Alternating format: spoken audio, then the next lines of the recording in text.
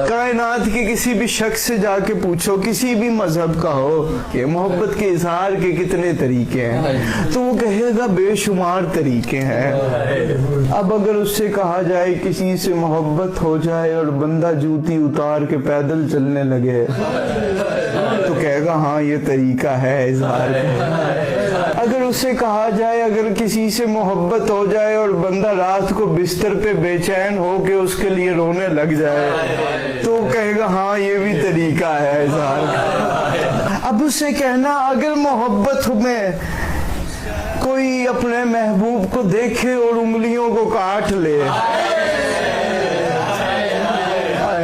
और वो काटे तो उसे दर्द ना हो, तो वो कहेगा हाँ ये भी तरीका है। जो ये मैंने इनकार किया ना अपने आप का, तो मेरे इनकार के बाद तूने मुझे मेरा इकरार करवा दिया।